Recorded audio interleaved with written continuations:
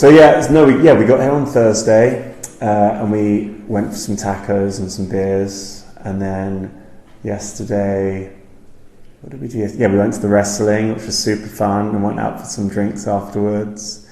And in the day, went for some food. We went to San Angelion or something which is great for, again, just tons of tacos.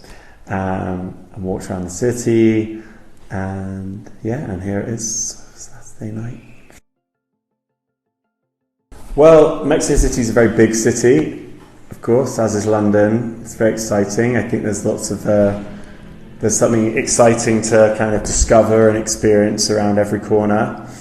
I don't know how much it has in common with London. I think that's one of the reasons we like it so much. It has its own spirit and its own soul, and that becomes increasingly rare, I think, as time goes on. You go around the world, and most places you go to end up feeling like each other, and I think Mexico City still sort of has its own identity and its own beating heart, and I think that's one of the reasons it makes it so special.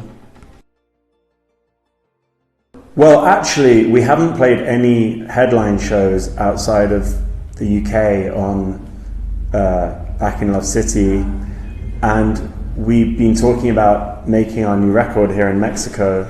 Yeah, we haven't played any headline shows outside of the UK on this tour, just supports and festivals, and this is like the last one, and the idea of it came up, and we've been talking about making our new album in Mexico around about now, so it felt like a good fit and a good opportunity to come out here and play a fun show, and yeah.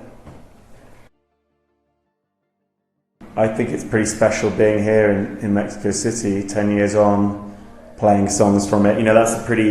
I think if you told us that you'll still be touring and in 10 years' time you'll be playing to thousands of people in Mexico and you'll be playing songs from this record, I think we might not have believed you. So I think that's sort of celebration enough, really.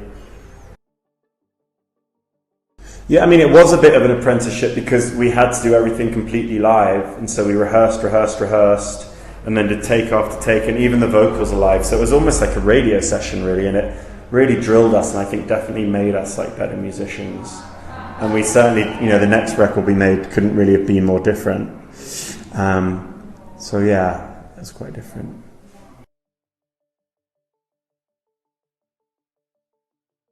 No, all the songs for the EP were written during lockdown in my house.